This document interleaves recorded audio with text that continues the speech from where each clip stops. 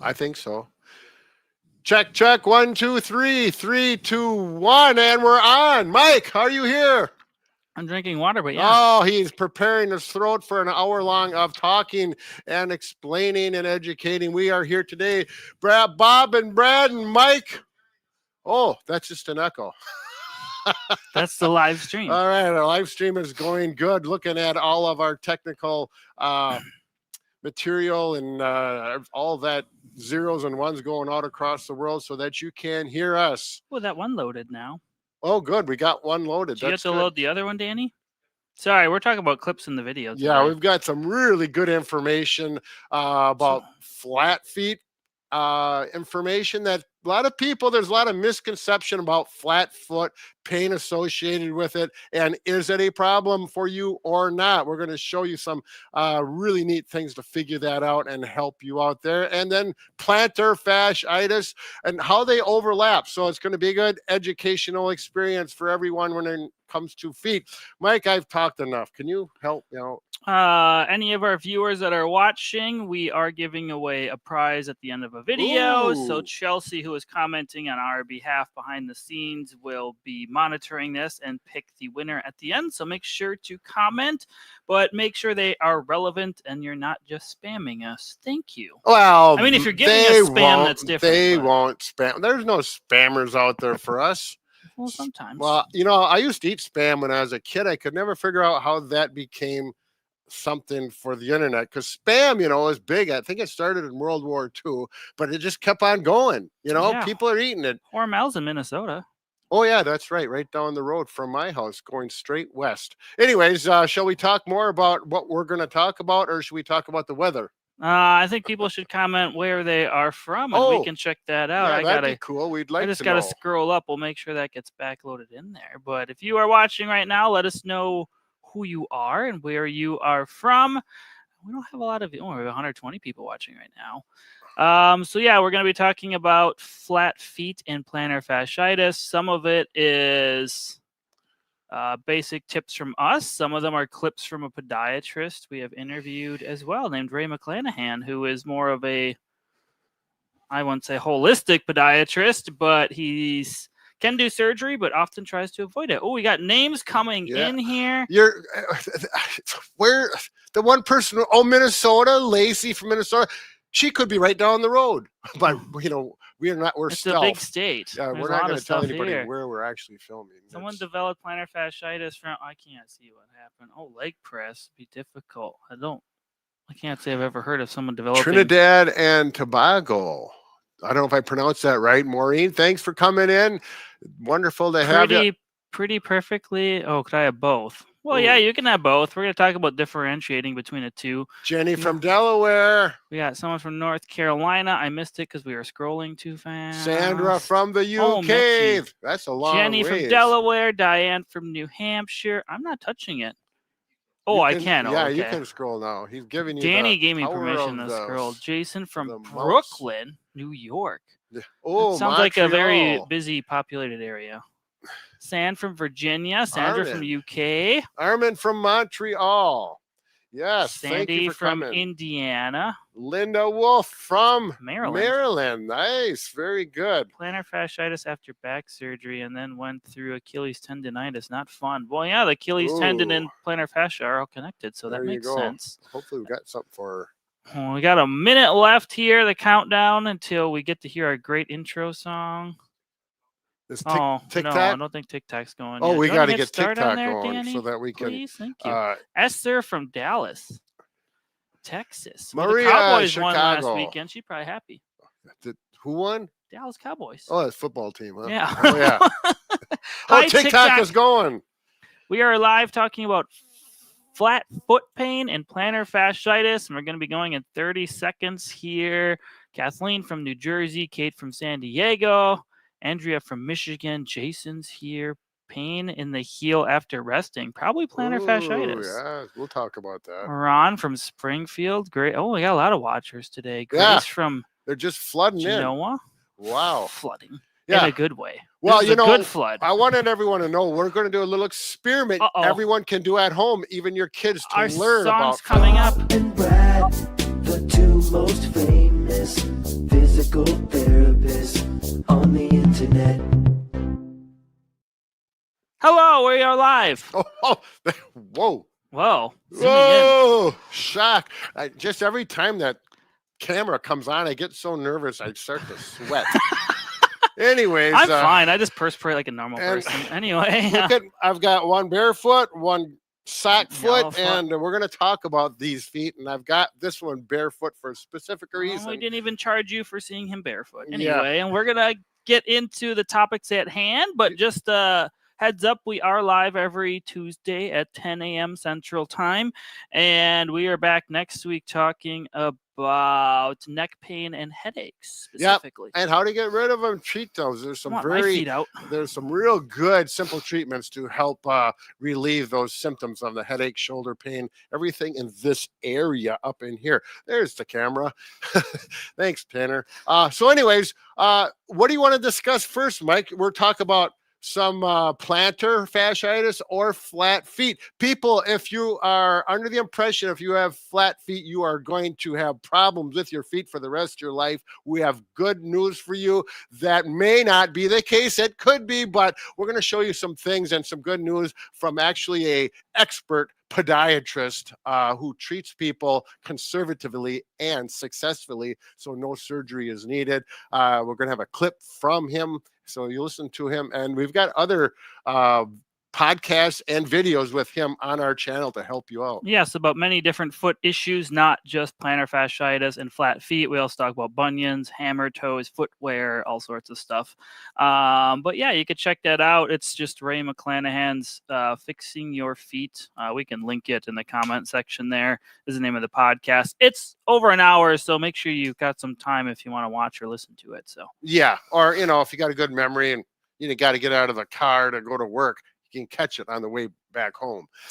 Oh, well, that's what I used to do. So we're going to get into showing flat feet and discussing exactly what it is. Now, Brad and I have high arches. You have high arches. I do, so but we don't have flat feet, right. But we've worked with many people that are flat-footed. Yeah, I want to show you right now an interesting way to help you determine if you have flat feet. And what you'll need, and anybody can do this at home, if you have a little pan for making cookies and you have a shopping bag like this. Brown paper bag. Brown paper bag works good.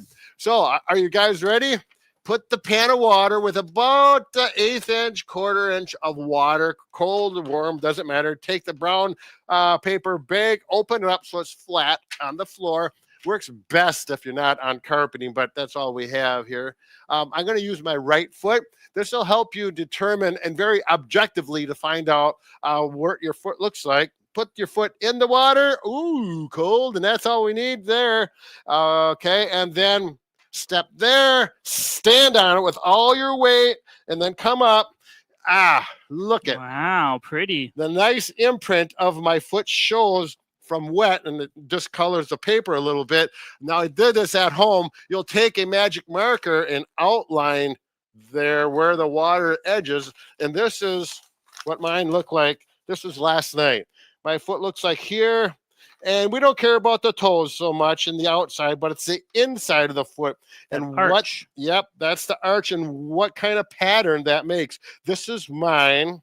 Now, if you have a flat foot, yours is going to look more like this. So it's going to go kind of straight down here and more straight here, or somewhere in between. And you can take that and then put a date on it, and then you have a little history of your flat foot. They do that with babies when they're born, but I think it's more paint thing, and then they stick them more ink. You could take this and then frame it. You could ink your foot, I guess. It on the wall. Yeah, sign it. Yeah. Yeah, or if you have a kid, do it every year and see if they develop flat feet or not. Because some of it's genetic and sometimes it's really not. That's a good point, because this is where we're going with this. My daughter, when she was within 1 year old, I'm looking at her feet. I was a young physical therapist at the time, and look at her feet. They're flat.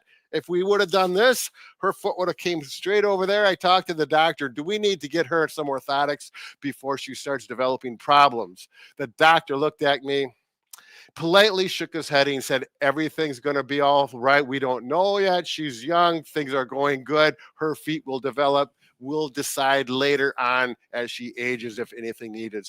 Turned out that she's 28 years old, never needed anything for her foot, very healthy, very active, did track and basketball and all those things, never needed any special footwear. She's doing really well with those flat feet. She's not so flat anymore. Actually, I haven't looked lately because I don't know. She doesn't visit. She much? lives 150 miles away. She's busy. She's grown up, huh? Is that what you're saying? Yeah, they grow up and then leave. So oftentimes if someone has flat feet, what can happen over time is if your arch collapses in like this, it's kind of hard for me to do since I have high arches as well, but you end up shifting a lot of your mechanics into the inside of your foot like this, and it can start putting a lot of stress on your inside of your foot, the inside of your ankle. It can mess with your Achilles tendon as well. So if you have really weak or fallen arches, collapsed arches as well, it can be problematic. There are some people that naturally are born that way, and it doesn't really put your foot progress. up there once. Let's see. But some of them do strengthen up. Stand up. Yeah, so he's got a good arch here, like he was saying. Now I can get about a finger and a half in there, which is not bad. And then if your hands are cold. Well, don't worry about it. Toughen up, kid. And I'm going to actually so when you put weight, if that flattens out, and his does not flatten out too bad. He's got a pretty good arch there. But some people's, when they put weight on it, flattens right out. That can be a problem. So that's something we're going to talk about in a little bit. Now, oftentimes, if you have pain on the bottom of your foot and you're not sure if it's from your flat feet, obviously do the test we just talked about, but oftentimes you'll have pain right here in the arch. Now, plantar fasciitis is often on the bottom of your foot too, because the plantar fascia runs from the toes here down to the what is this, calcaneus? Yeah, there we go. Brain farting here. So typically it runs in this area. You can have pain in different spots, but most of the time it's more towards the heel here. So if you're having pain right in that middle arch, it could be from flat feet. If your pain is more down here centralized, it's probably plantar fasciitis. Yeah, very good. Should we talk a little bit more about some typical symptoms if you're having pain from flat feet? Yeah, pain from flat feet. So you may actually, I kind of talked about a little bit, but you can have ankle pain. You can also have shin pain. You can have Achilles tendon issues because your walking mechanics are going to become altered. You won't notice it, but you develop that over time and you keep walking, however many steps a day you do, it's just going to keep impacting and causing problems. Most people typically have collapsed arches on both feet, not always if you have some other type of leg injury, but well, that's a good time. point. When you do the paper bag test with the water, do both feet and see what that looks like. Yeah, so you end up having different walking mechanics and it can develop a lot of pain issues, and then oftentimes that can lead to pain issues up the chain as well, so you can start getting knee or hip pain. So something to get looked at. Could go up into the back. Now if we compare that to typical symptoms of plantar fasciitis, again, the typical pain is more on the bottom, the plantar side of the foot, and oftentimes centralizing at the heel on the medial side or the inside part. That can be very tender when you push on it. I've pushed on a lot of people's heels right there. They say, stop that very quickly. It does not refer up into the knee, into the hip very often. You could have a little bit of plantar fasciitis and flat foot symptoms working together. So everything's a little different. We're talking typical and general symptoms. Kaylee has a good point. She says, I'm very flat-footed. I see it when I get out of the pool. When you walk, you can see your foot wet marks. Yeah, that's right. It's a good idea too. Yeah, there you go. Happens all over. Let's see, did I miss anything? Oftentimes with the calf tightness, if you've got plantar fasciitis, a lot of times the calf muscles are tight, and that puts stress on the tissues on the bottom of the foot. And that also can relate a little bit to flat-footedness. Now, someone can be flat-footed and develop plantar fasciitis. Not saying you can't. So you can have both. But we're just talking about how to differentiate between the two if you're not sure what your foot pain and what's causing it. We are going to get into footwear in a bit, but I think we'll kind of wait till a little later to talk about that more. Yeah, I wanted to talk a little bit about flat-foot being flat-footed, or a pronator. If you hear someone say you're an excessive pronator, that's the same thing as being flat-footed. If you're a pronator, it's one of those things like I mentioned, like my daughter, it might be genetic. It may be that when you're born, and then you see how things progress from there. You could, over time, develop. You could start out with a normal arch, and over time, over decades or years, get a flat foot.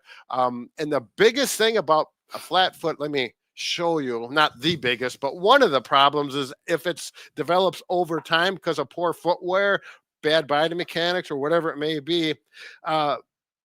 Again, my foot doesn't flatten that well, but some people will put weight on and this will flatten right out. And the navicular bone right here on me, I've seen people where their foot flattens so bad, their weight is on the navicular bone on the hard floor. That can cause pain. When it's that extreme, you need to get something in there to cushion it, some kind of orthotic. We'll talk about that a little bit later as well.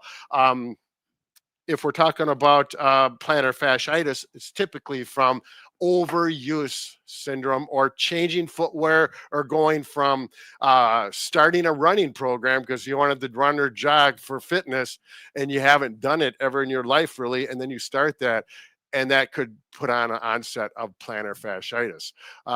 Usually it's one of those things where it's a repetitive thing, stretching the tissue on the bottom of the foot, and then gets that inflammation cycle going. And once that inflammation cycle going with plantar fasciitis, it almost never goes away quickly. It takes time. You can have plantar fasciitis for months or even over a year. And you know about it if you have it. Another big common sign of plantar fasciitis is when you wake up in the morning and you first put weight on your foot and it hurts immediately. That's a pretty good sign it's plantar fasciitis. Your foot will feel fine at rest or when you're off your feet for a while. Right. And then as soon as you put weight down on it, it can be bothersome. Usually that gets better after you walk around for a few minutes, and then it gets better. So that is a typical plantar symptom. Yeah, and then also with flat feet, typically, you're not going to have pain right away. It takes a long time because oftentimes the ligaments, tendons, muscles in the feet start to collapse more because you're pronating more, and that's what causes it. So often it's not like, oh, right away my feet hurt. It often takes a long time. But I think we've talked enough about how to differentiate between the two. But I think we're going to get into some fixes. Yeah, some fixes. Yeah, how to correct the problem. A big thing is footwear. Now, when it comes to footwear, if you go to the podiatrist, and oftentimes they give you lots of excessive, what am I, support, cushioning, high arch support. There's different orthotics. Thank you. Yeah. I wasn't going to let him have it. You were going to give it to me. Thank you, Danny, for helping me in the background there. Oftentimes they'll give you some type of orthotics, obviously working with your podiatrist. But if you keep going to them and things are not getting better, there are alternative routes to look into. And oftentimes your footwear, strengthening your foot naturally, can help you increase your arch. This can be done by just not wearing your shoes for small periods of time throughout the day to get your arches stronger.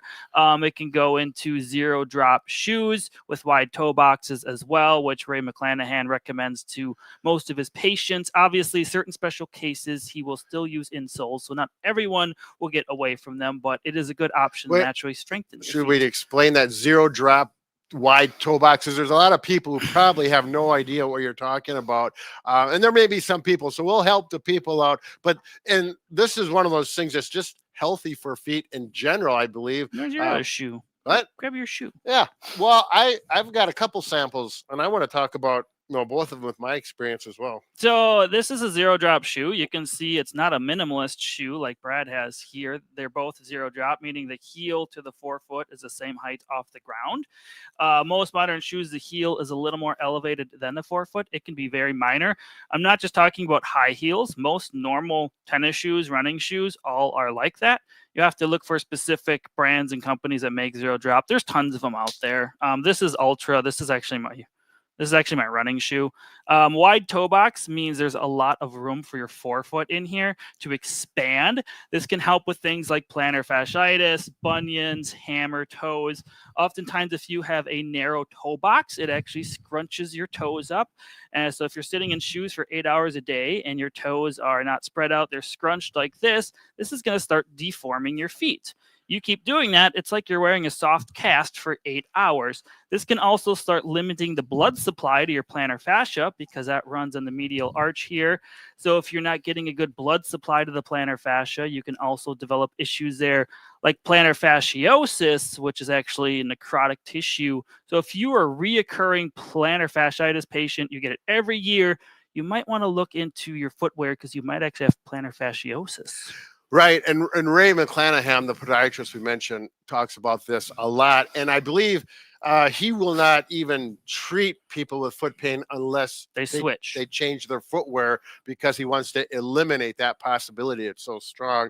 I just wanted to show this is a normal shoe.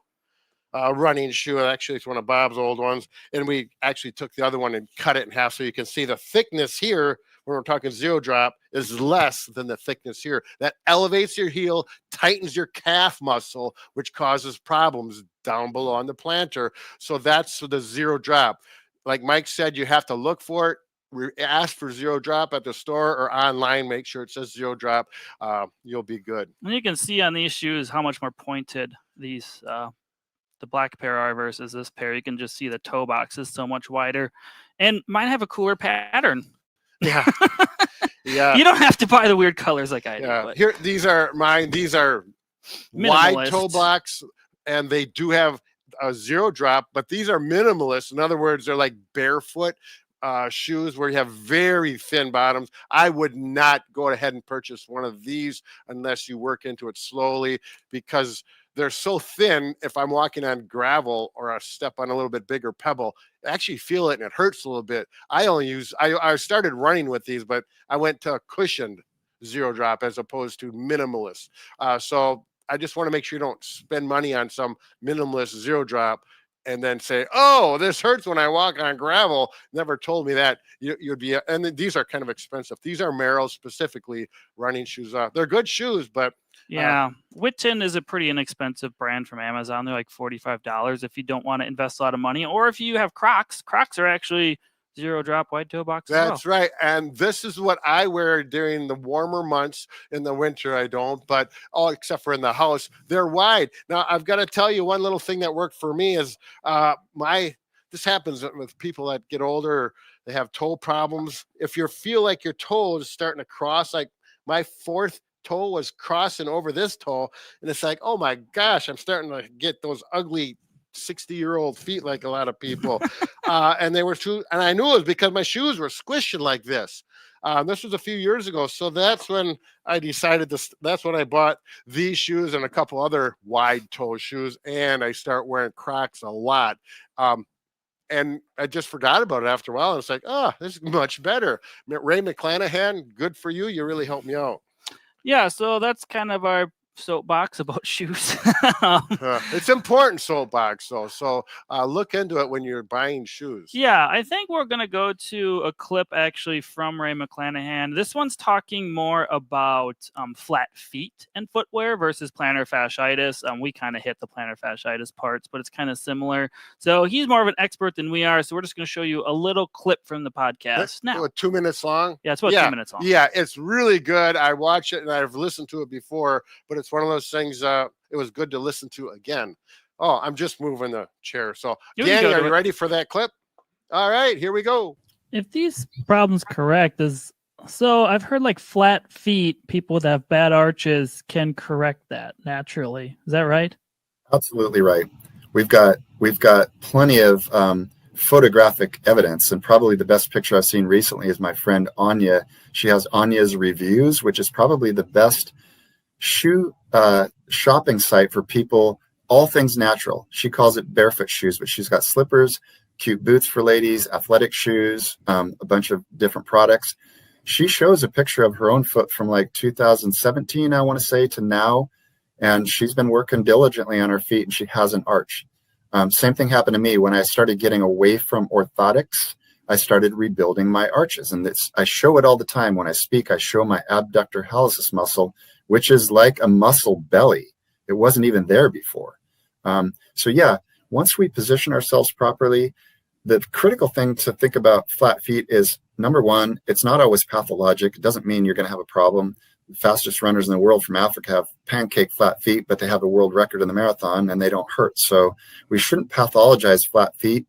I will be honest and say there are certain types of flat feet that are problematic, but they're way more rare than the flat feet that need their bunion reduced, which lifts up the arch. Again, so if we look at that flat foot and we go, oh, that's a problem, but we fail to recognize that if the big toe isn't straight out from the long bone, you're going to have a flatter foot than what you should. So it is possible to reverse it. Don't worry about it if you have a flat foot, if you're not in pain. If you're doing everything you want to do and it doesn't hurt you, you're probably at one of those variants that shouldn't be treating it. There's the occasional person that's born with something called a tarsal coalition, which creates a spastic perineal flat foot. That's different. That doesn't get corrected with this, but that's rare. That's like 1.6% of the population. Overwhelmingly, people need to get closer to the ground, get the toes spread out, get the toes on the ground, start engaging those plantar intrinsics. They will wake up. They'll get about 10% bigger. And when they do, people could do all kind of wonderful things with their feet. All right, I do want to just say one thing or two things that Dr. McClanahan mentioned that you may not have understood because of the terminology. He talked about the big toe or the great toe, and there's something called the adductor hallucis, and that's a muscle that goes here. The belly of it is here, and that helps keep your toe from going in like this. And then you start forming that bunion. And if we get that toe to come straighten out again by using toe spacers and wearing less supportive shoes, that muscle wakes up again and actually starts to grow and do its job. And that can really be helpful on eliminating pain and symptoms. And that's what he was talking about. And then he mentioned doing exercises for your feet to get the intrinsic muscles. Those muscles are on the bottom of your feet. They're a little deeper inside. They're smaller muscles, and they help control positioning and movement of the toes. When those muscles atrophy, or in other words, get small because they're in a tight shoe all day, year after year, they don't do their job as well, and we lose circulation. There's a number of mechanical and circulation problems that go along with it. So we're going to continue. We will show you some exercises, simple to do at home. Take a few minutes is all that will help both of those muscle groups and give you a more healthy foot. Yeah, we're going to get into some stretches and exercises for both conditions. Some of them are going to overlap the exercises. Some of them will be different, but I have some toe spacers on right now. These are called correct toes. These are actually Ray McClanahan's ones he makes. So lots of toe spacers are fine. There's inexpensive ones on the internet you can find too, but most of them you can't really wear while you're walking. These ones you can. So you can put these on, put your socks on, and then put your shoes on. You could do it underneath your socks, or if you happen to wear toe socks, then you can put it between over your socks if you want. Just you need to have the wide toe box shoe. If you got a pointy shoe, the traditional pointy shoe, they're probably going to be too tight. I did wear those with these running shoes, and I could run fine with them, with the exception of my sensitive feet. I'm getting very sensitive in my older I age. was actually starting to get bunions, and my grandmother had bad bunions, and a lot of my relatives do, and I just thought it was genetic. And then I switched my footwear, and my feet have straightened out well. I mean, I started this in my mid-30s. My dad started this when he was like 67, 68. So he has a pretty bad bunion, but it doesn't hurt. But he was kind of getting a little bit of a funny second toe starting to cross over. He started wearing toe spacers with his running shoes, and he doesn't have this issue anymore. It doesn't correct his bunion because his is so far progressed, but he doesn't have any pain, and he's not making it worse than it was. Sometimes bunions are too bad. They're not going to correct themselves without surgery, but oftentimes if they're not painful, they won't do anything. But you do need to fix your footwear even if you have bunion surgery, because you can go right back to having a bunion even after surgery. So Anyway, we're kind of digressing from plantar fasciitis and flat feet here, but Well, I do want to answer a question. There was someone who has plantar fasciitis, and the person asked, "What about massaging or heat to the bottom of the foot?" The massage definitely can be helpful.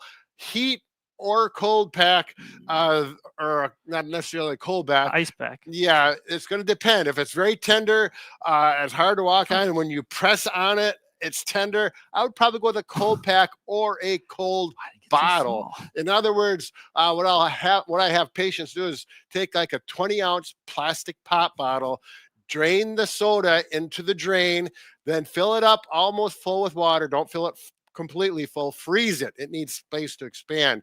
And let's pretend that this is, I didn't bring mine. I have one actually at home in the freezer. And then you'll have that froze, and then you massage it and get that cold effect on it so that it feels better like that. And you'll do that for, you can have your socks on. You may want to do that so you don't have any, over chill it and get frostbite, which is possible, not likely, but it could happen with delicate skinned people. Do that for about 3 to 5 minutes. There's a few questions. So Mechie said I developed plantar fasciitis from the leg press, and it's been so difficult to deal with. You probably had plantar fasciitis developing before, and you just noticed it with the leg press. Might have exacerbated it. Yeah, you just made it worse with that. You're gonna get more exacerbation from just standing, walking, being on your feet all day versus the small amount of time you're probably on a leg press. So it's not caused by it, but look at your footwear, and some of the tips we're going to talk about stretching and strengthening your foot naturally will definitely help with that. Jessica says, I get frequent arch pain in my right foot in the arch. Not sure how to ease the pain. Well, some of the stuff we're going to be talking about here will help with that. From that, it's hard to say if it's plantar or a flat foot problem. But you could do a massage on the bottom of a feet, and this is how I like to do it. There's more than one way, but you need to be able to be flexible enough to get your foot up here so that you can actually work with it. Otherwise, get a family member or go to a masseuse and really get the job done right. But this is how I do it. Bottom of the feet, no socks on, and I'll just work circles. And you need to push in fairly hard. You're going to get tired thumbs after a couple, 3 minutes. And then we're going to work it. If you do have plantar, you'll have a tender spot right where my finger is pointing. And when you get to that point, if pushing hard on that is painful and makes you say ouch and bad words, then stop. Don't work on that. Work around it. You can work up above here, get the muscles and the tissue here. So we're going to increase the circulation. Increased circulation helps heal. And then you can do the splaying where your thumbs go in and you pull, and then you pull and you pull. This is something that even if you have a healthy foot, this is good to do, especially if you have tight shoes and the typical shoes that most people wear. Our feet need to be moved around, stretched, and increase the circulation. Take the toe, especially the great toe, the big one. Stretch that. Don't go too hard if it's really painful from plantar. Do it as tolerated, just a gentle stretch. A little pain is okay, but not a lot. Do that every day, twice a day at least, and think that can be a very helpful remedy. Look at this. You can get some balls out and put them on the ground like Mike has. I don't like digging in my feet with my hands because then your hands get tired. I got to wash my fingers right now. And they probably smell. So you can use a ball that you have at your house, whether it is a golf ball, a tennis ball. These are actually massage balls we sell at Walmart. But these ones, you can use whatever you have around your house already. A tennis ball is going to be much easier to start with, especially if you're very tender. So, Brad, turn your mic off. So you're going to roll.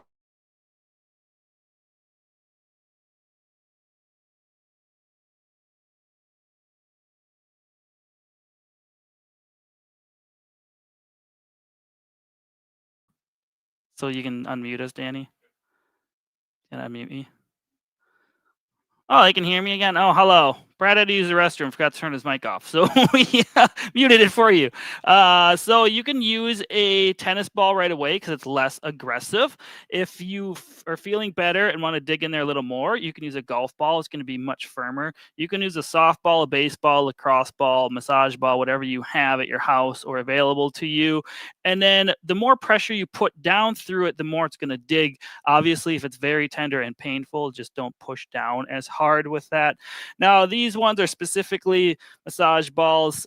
This is a cork one, so it's not quite as aggressive as the spiky one here. You can roll on that. The larger the ball circumference, the less aggressive, or it's going to dig less. So you can try that. If I'm almost standing on it, it's going to be a lot more pressure than if I'm putting more weight through my buttock. And then this one actually vibrates and has little spikes, so you can really dig in there. I don't think I put a battery in this one, though, so it's not vibrating. I don't like to there it call them goes. spikes. That sounds kind of aggressive. Nodules. Yeah, they're a little Massage nodules. Yeah, they actually feel good to me. Yeah, but these just come in 2-packs. They say their name is on it. They're at Walmart if you want them. Yeah, You don't there have you to go. get them, though. You could certainly use whatever you have around the house. Absolutely. Could you hear me? We muted you, There so we was a muted little everything. bit of problem, but I muted. Good thing you didn't hear me expel the coffee. Anyway, if that's something you enjoy and want to use more frequently, there are foot massagers out there. There's lots of companies and brands. We make a couple variations. This is our light model. You just put your feet in there. You do have to have it plugged in to run it, but it fits up to a size 12 feet. You can foot. Well, both feet too. You're right. Yeah, plural. Okay. Size 12 men. You can adjust the air intensity on it. You can adjust the heat on it and just make it feel good for your feet. So, yeah. You'll spend what? I think 15 minutes and it times out. 15, 20 minutes. You Yep. can change the timing and the heat settings on it. Oh, But that's right. you feel Yep, pretty yep. good. You just sit in there. I don't have it plugged in right now. It'd be moving a little bit like this if I had it plugged in. There you go. And some of them come with a remote. All right. Well, we should get to some more questions. I do have another clip still of running. 2 really good strengthening exercises. So I was going to say really good therapists. Well, no, we don't know where those good therapists are. You're going to have to put up with us. But Bob and I are actually going to show 2 really nice exercises you can do at home on the kitchen floor or any hard surface, but you'll need a towel. And the other exercise, you'll need a resistance band of some sort. And then you'll see it all comes out well.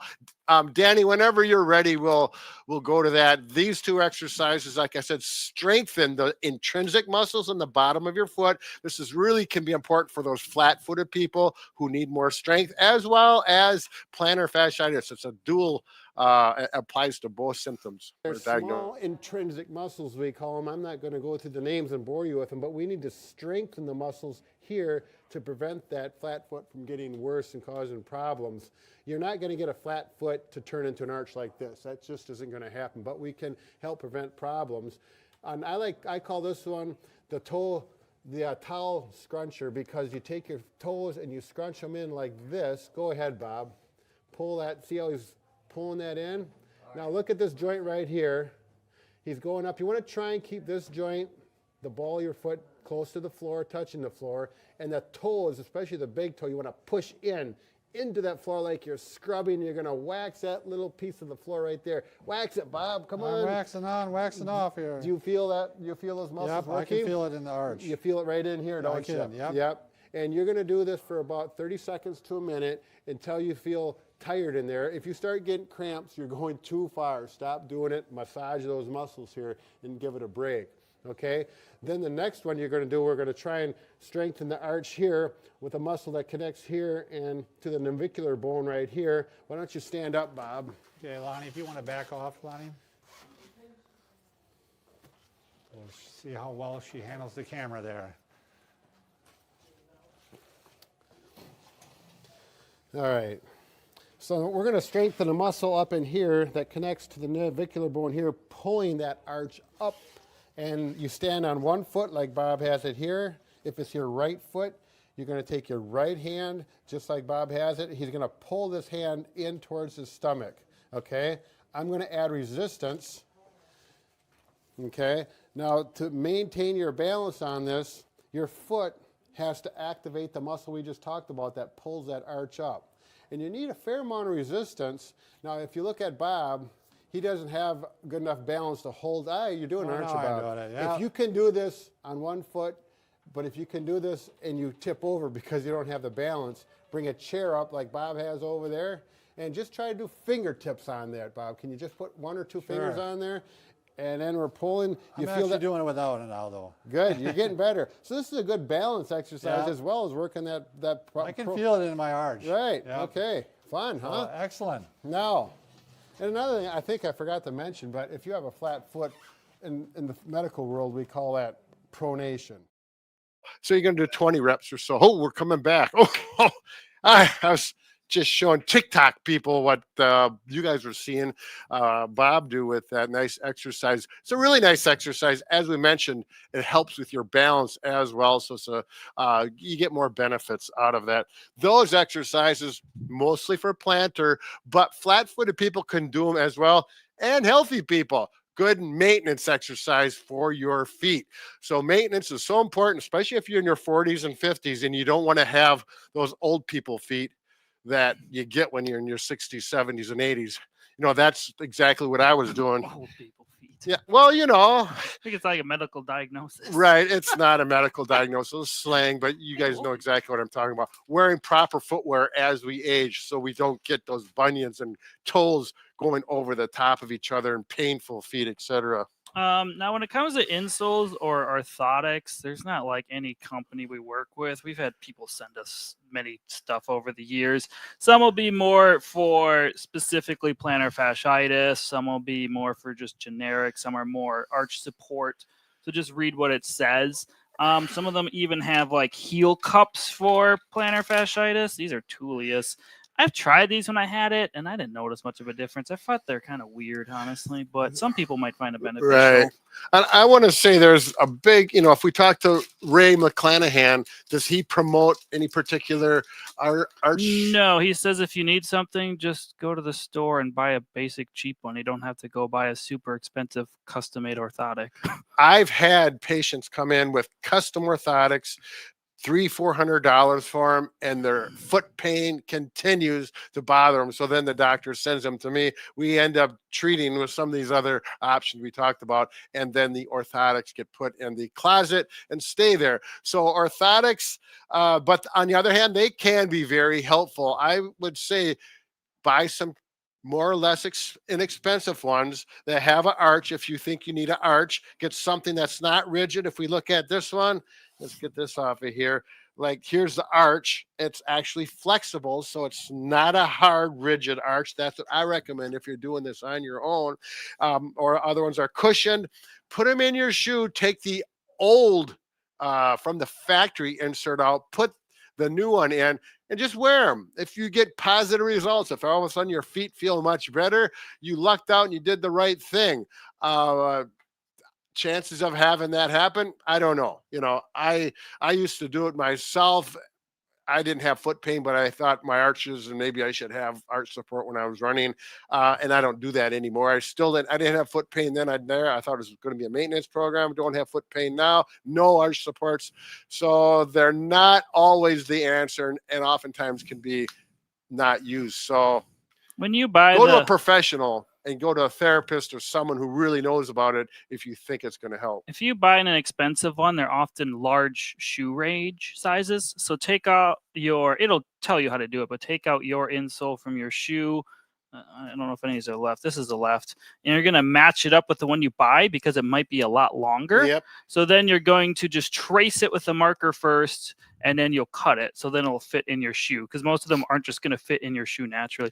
And you can see, like, this is an orthotic for a not wide toe box, and you could see my insert here. Look at the difference there in those toes. Yeah. That's quite different. Like, if I overlap them, like, you can really see how much more of these wide toe box ones stick out there. So, I think if you're walking on concrete all day long and you're feeling that in your feet, and that could be a good instance where an orthotic, just some cushion, is going to help your foot pain. Whether or not it needs a high arch or a low arch is going to depend on you and your comfort level. But, that's again where you can experiment. But that taking up that cushion when you walk, I don't know if we're going to get into forefoot walking, but that's a whole nother story. There's another way to walk so you can walk on concrete without that impact. It's called soft knee walking, but a little bit different story there. We'll talk maybe more about that. I'm just looking at some of the questions. Jessica says, I rarely wear heels, but when I do, my shins are painful. Well, yeah, you're putting a lot more stress on different muscles than normal. Your foot's probably painful too. Yeah. So in general, wearing heels, just like we talked about, just wear flip-flops. They're flat. Right. Kinda Zero dressy. drop. And if you wear normal footwear like this, it's got a higher heel than normal, and you may not know it. That can tighten up the calf muscle, the Achilles tendon. You can develop pain there. And if you go to the, what do they call them, pumps or whatever, where that's very obvious your heels are much higher than your forefoot, that is going to definitely tighten up those calves if you wear them often. So, wear them, but I would not wear those on a regular basis. A lot of these questions are kind of about foot pain or strengthening or stretches. A lot of this just depends upon what phase you are. If you're early on with either of these issues, if one of these stretches or exercises is increasing your pain, back off on it and then start it when your pain starts to subside more. You do want to strengthen your feet. So a good exercise to do for both is calf raises. You can start with this in a standing position, really hold on to something for support and do both legs. Oftentimes you're just going to have foot pain on one side, but make sure the good leg helps the bad leg go up as high as you can, and then just go back down. And you're just going to go slow and controlled. You're going to start working your calves, which goes into your Achilles tendon, which actually connects to your plantar fascia. So you're going to strengthen your foot muscles and your calves all at the same time. You can do these in shoes. You don't have to do them barefoot like I am right now if you're beginning. If this starts to become easy, let's say my painful side is my right side, we're going to go up with both, and then you're going to go down with the painful side only. So up with both, down with one. It's going to help strengthen it a bit more. Over time, if this becomes easy, that could take days or weeks or even a month. What you can start doing is just single leg. You're really going to start strengthening it a lot more this way. And once you find this easy, you can go do this at the edge of a step, because you're going to get more of a stretch of the calves, and then you're going to go up into strengthening. So you're going to get a double benefit here. Again, you can wear shoes, especially on the edge of the step, because you can slip off for beginners, but you can do the same protocol, both legs, then both legs up, one leg down like this, and then you can go to single leg. You may not get to this level, kind of depends upon your age and your strength, but that's kind of how you would progress it. There you go. Just so we're clear, the exercise that we showed where Bob and I were showing the towel scrunch and the standing one with the band, those are for intrinsic muscles. These are for the big calf muscles. So they're kind of two categories of exercises. I would put them both together actually and do both of them. Do the intrinsics one, then go these and do a set of 10 of those on both feet. And you're going to get a complete strengthening exercise for your foot and the ankle. Now, we didn't really talk about calf stretching, which is very important for both of these issues. Now, you got a little bit of it off the edge of the step there, but you can do it standing, you can do it seated, you can use props or not props. So you can just go up to a wall like this. If I'm not having anything, this is a railing, but you can do your wall, whatever you have at your house countertop. If I'm stretching my right leg, I'm going to bring it back, and then I'm going to lean forward like this, and you should feel a stretch in your calf. If my knee is perfectly straight, I'm going to be getting one calf muscle. Then if I bend my knee, I'm going to be getting the soleus, which is a different calf muscle. You don't stretch it unless your knee is bent, so you can try doing both. Stretching, normally you recommend 20 to 30 seconds. You can do it 2 to 3 times and make sure to work both sides. You can also use a leg wedge, which Brad has there, or you can just go off the edge of the step like I was earlier, and you can just stand here for a prolonged period of time of like 30 seconds. I like to do this personally after I run, and then oftentimes I'll shift to one side pretty hard for 30 seconds, and I'll shift to the other side. So, yeah. Do you want to show how the leg wedge works? Yeah. Now, if you get a wedge like this, really nice. This is my favorite tool for calf stretching. You can buy them, you can make them. We have a video if you're handy and got a little shop. You can use a big book. It doesn't quite wedge, but yeah, you can use a book or a 2x4 like that. It's not near as comfortable, but it works. It's not as, the incline's not nearly as much. Yeah, it's a lot less. Yep. But you can stretch it this way as well. Yep. Let me get my shoe on, because you have to do this. Well, you don't have to, but I highly recommend doing it with a shoe on, and the surface needs to be rough so that your shoe sticks to it. Makes a huge difference. Have something to hold on to balance. Put your foot on there, and I simply just stand. And the beauty of it is it supports your foot, and it's comfortable, and you use nothing more than your body weight to stretch. So it's very easy to relax and breathe, which allows the stretch even more effective. Whoa, there we go. So again, straight knee, bent knee, you'll feel two different areas being stretched. Stretch for 15 to 30 seconds. You can go less if you're just getting started. This is a nice thing that you can do if you're watching TV or even talking to somebody like I'm doing now. There's no issues. We're going to show a way to stretch your calf muscle, which can be really good in a night splint, not for flat-footed, but for plantar fasciitis. And then after that, I'm going to show you a way to tape your ankle, which can be very, very effective. I had a patient and a viewer, that was a viewer actually, that told me, I went to 2 different podiatrists, working on it for 6 months to a year, all these different things, and they started a taping method that we showed on a video. Problem very much better, not solved, but 80 to 90% better. So we'll show you that after this. What are you doing with that leg? You put it on the bed. You Well, ripped off that was Sam's for leg. demonstration, just in Poor case. Sam's leg. It's just All right. hanging around. All Not right, even well, attached anymore. Boy, our time is just flying here. So a night splint, what you do is you wear this at night when you are in bed. You can get up and walk on it if you need to get up, go to the bathroom, let the dog out, get water, whatever. Maybe you have to let the cat out. Anyway, you put it on, and what it does is it keeps your foot in a neutral position. I'm just holding it up so you can see it from my other foot. Oftentimes when people are sleeping, their foot will plantar flex, which my foot in the sock is doing right now. And that's how you normally sleep, whether you're a back sleeper, a side sleeper, or specifically a stomach sleeper, you're really going to be plantar flexed. But what this does is it keeps you in a nice neutral position. It's not stretching my calf up. I'm not feeling a stretch right now, but it's just preventing me from going into plantar flexion, which ends up tightening and shortening my calf muscles. And if you're sleeping for 8 hours a night, that's 8 hours you're in that range. With plantar fasciitis, this is going to tighten and pull on your plantar fascia as well. So oftentimes if people wear this overnight, they wake up in the morning and their heel does not hurt and they feel a lot better. If you're not accustomed to wearing them, oftentimes you put them on, you don't notice it, but you wake up middle of the night and your foot kind of aches. I've had that happen personally. So maybe if you happen to wake up in the middle of the night, put it on then instead of when you go to bed. If you have no problem sleeping with it overnight, you certainly can do it the whole night. But if you're really struggling with plantar fasciitis, you want to make sure it's on when you wake up in the morning. So if you happen to wake up middle of the night, put it on then. I personally know I was really lazy and too tired to put it on in the middle of the night. So I would just kind of make myself wear it all night. If I get really frustrated with it, I'd take it off.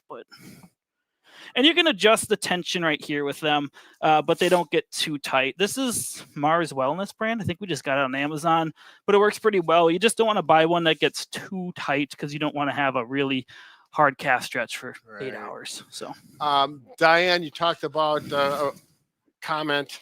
She was talking about, it sounded to me like she was saying pain on the 3rd and 4th digits of the toes. That's down in here in the bottom. This is something that may be something known as, this is what I have. Morton's neuroma. Morton's neuroma. Yes, I had a brain fart. Oops. And right there, if it's like right in this area and it gets worse and worse, it's very painful. Gets better when you take your shoes off or when you do not have weight bearing on it, and it's painful when you push on it.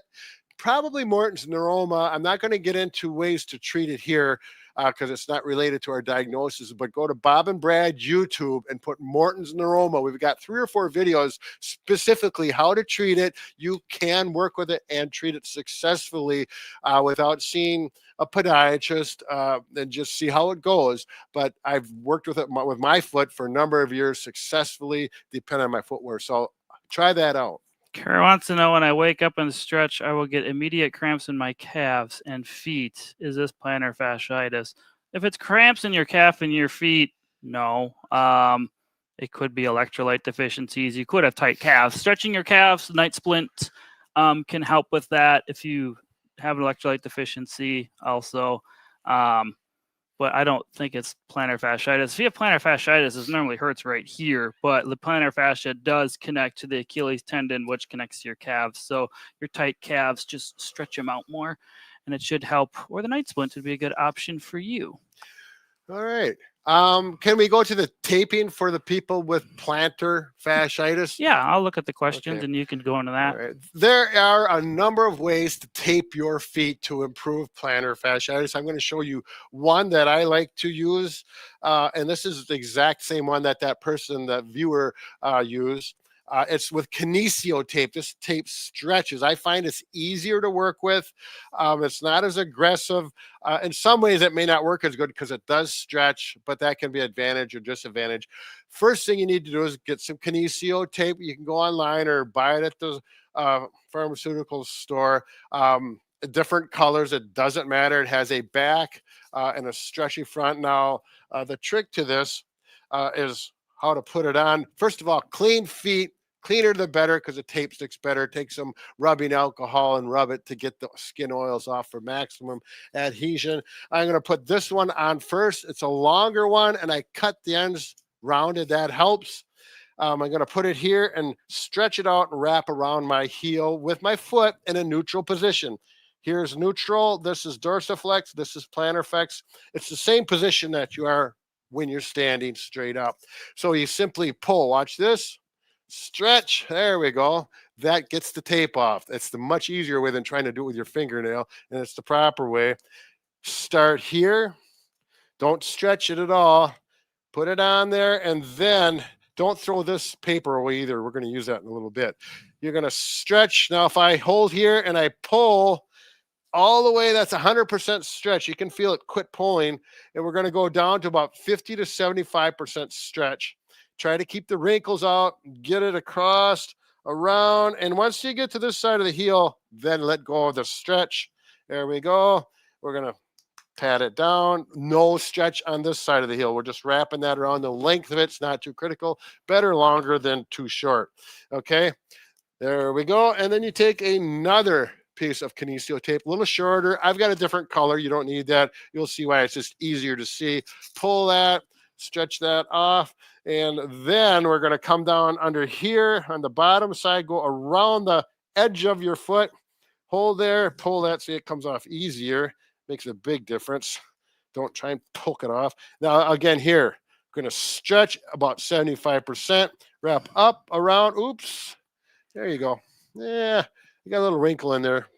And then on the top, no stretch on the very end.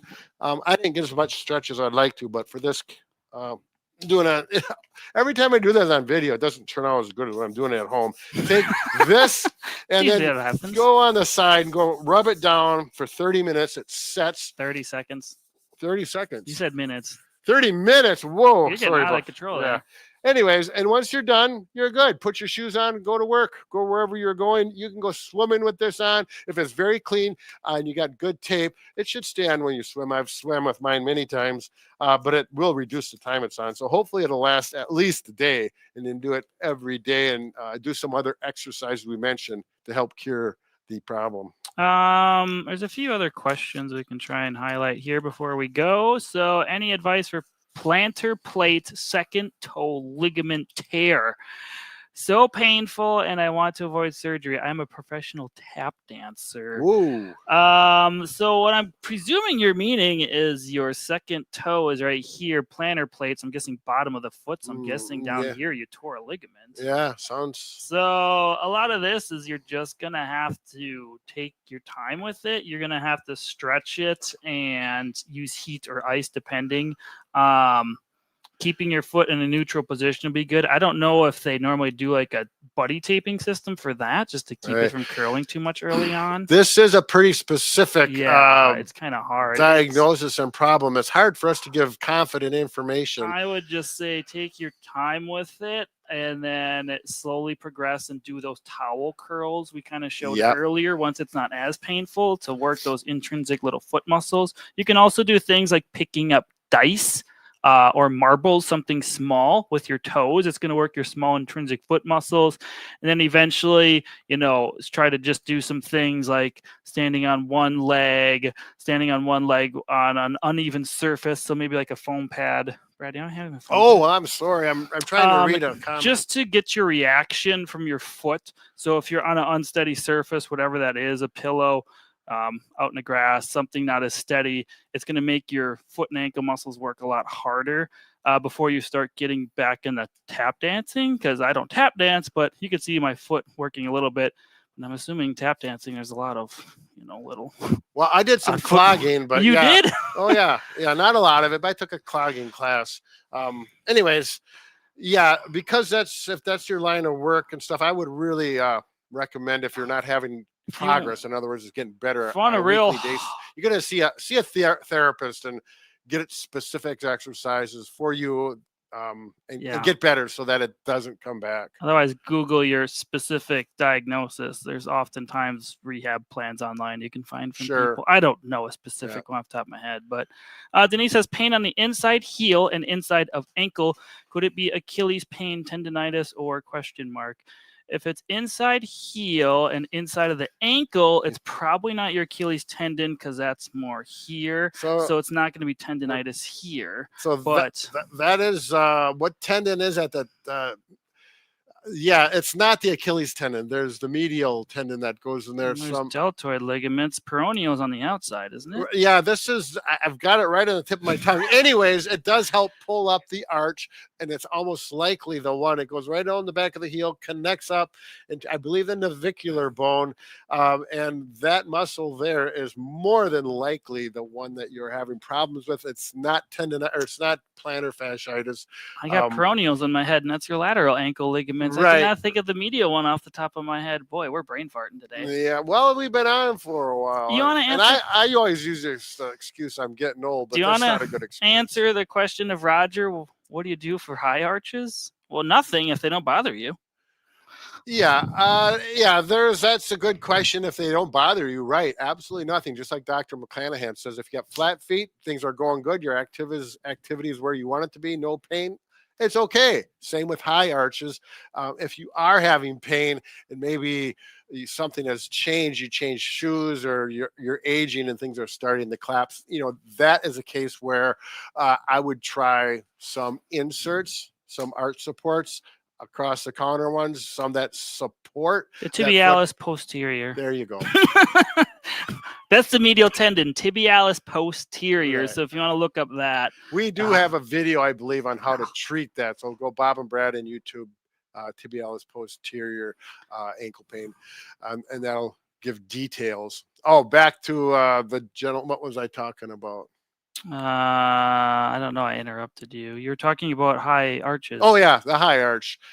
Yeah, so I would try a high arch. I was at a foot store once, and they had a platform that was computerized. You stood on it barefoot, and then it gave you recommendations on what footwear to use, and it would say A, B, C, D, or F, or whatever, categorize them, and then you could go off the shelf and get the one that fit your foot. I think that's a pretty good idea if you just want to play around and see if you can self-correct it by inserts. Again, the inserts probably won't fit like Mike did before. Pull out the old insert, trace it, because the forefoot is where they're going to have extra material. Cut it off so it fits in, and then you'll know right away if it's the right thing to do. It'll feel good. If it feels like a big bump in your foot and it's like, I don't like this, and you feel that right away, I would not try to. I had one salesman at a shoe store said, wear them for a while. Your foot has to get used to it. And I don't agree with that. If it don't feel good right away and your foot's feeling much better, let's say it feels like a bump in there and it gets worse over time, it's not the right thing. Too big. Serge says, I work 7 hours a day standing. What can I do? I'm guessing they're having foot pain. They didn't specify. If you can somehow stand with something else by you, so you can at least like kind of switch feet like this, so you're not having all the pressure on one leg all the time, that can help get some pressure off of your one foot at least. Also, you can try not locking your knees when you stand. It's going to put more weight through different aspects of your feet, so try standing with a slight bend in your knee. I don't know what you do for work, but if you have an option of a tall stool instead of standing, you can try that too, to get pressure off of your feet from standing that long. Obviously, having more cushioning, I don't know what you're standing on, if it's concrete or wood or what, but just having more cushioning in your shoe. You could still do zero drop, but just make sure there's some cushioning. Don't go barefoot. Right. Yeah. I would, just things to keep things moving. Like Mike said, change foot. You can, do some heel ups or things like this, and also stretch back like this. So you're going to go, you can see it here, up like this, and then pull back like this, and do 10 of those every 20 minutes or so. It's going to help keep circulation and get those muscles moving. So yeah. 2 more quick questions. Do 2 you more. recommend walking in flip-flops or just socks or barefoot at home rather than with some support to strengthen everything? Yes, Anna, you can do that. I did mention that way earlier in the video. Maybe you weren't watching. Anyone watching, you can rewind this at any point while it's live. You can rewatch it later. It'll stay on Facebook for 30 days. It'll stay on YouTube all time, so it'll be there as long as YouTube is still there anyway. But yeah, just walking around without any footwear, flip-flops, that'll naturally strengthen your feet. So do that as long as it's not painful for you. Whether you have flat feet or plantar fasciitis, it can help with both. So, and then our last question is that we have time for anyway. Comes from Oakland. What is it when you randomly get cramps in the arch area? Stretching the foot out immediately prevents the cramp from forming, but it seems like it wants to return as soon as I relax. Well, that's interesting because you're doing exactly the right thing about stretching the toes. I don't know if you're doing it like this to get all your toes, stretch it and hold it and relax and just let things become relaxed and uncramped, and then take it off. Your muscles are working. I'm not exactly sure your activity you're doing when this happens. If it's just standing, you may need to have a different shoe, maybe some arch supports. Maybe there's arch supports in there and you shouldn't have them. Something needs to be changed. You have to experiment with that. But yeah, and you can also massage it. Hold, stretch, and then, of course, you got to take your shoe off and massage those muscles so they do not want to cramp anymore. Toe cramps are not fun. I've dealt with them, especially swimming. Some tightness in there because usually a cramp is a spasming due to some sort of tightness or fatigue. So sure. Do that. Also, did have a couple questions about compression socks. LaShawn says, do compression socks help with arch pain or foot pain? They could feel good. I wear compression socks sometimes after I do a really long run because I am a weirdo like that and run long distances. They help with circulation in your feet. So if you do have some type of comorbidities like neuropathy, maybe, or you have poor circulation in your legs, they can help. Obviously, make sure if you have some medical issue, get it checked with your doctor first. Most of them you can just buy at a store or online, or 20 to 30 millimeters of mercury. Is that how they rate the compression? Yeah. Typically, which means they're tighter in the foot, and then it gets less compression as it goes up. Normally, they go just below your calf here. Those are an option. You can try. They do add a little bit of support. I don't think they're going to necessarily solve your issues. Strengthening and stretching will help more, but it's something you can try. It's not going to hurt. So are we? What's our time looking like? We guys? are already at 11:02. I think we Oh. need to wrap it up. We appreciate all the questions. We did have a winner earlier. Chelsea did mention who it was. Did she say what the prize is? No, we never know. She keeps us in the dark on these things. Oh, well, that's the part of the surprise. You don't know. You don't know. Yeah, it could be their big cornucopia. The mother of all prizes. TS. TS2603. Oh, really? Okay. That is the person who is our big winner. So. Oh, there it is. Oh, yes. You're a big winner. We will be in contact with you from that email about it. There you go. We'll be back next week at 10 a.m. to talk about neck pain and headaches, some tips and tricks for that you can try. And thank you, everyone, for watching. There you go. Enjoy the day and keep those feet happy. Sometimes they call feet dogs, so be good to your dogs. You know what I'm saying? Call them cats. Cats. Okay. Cats.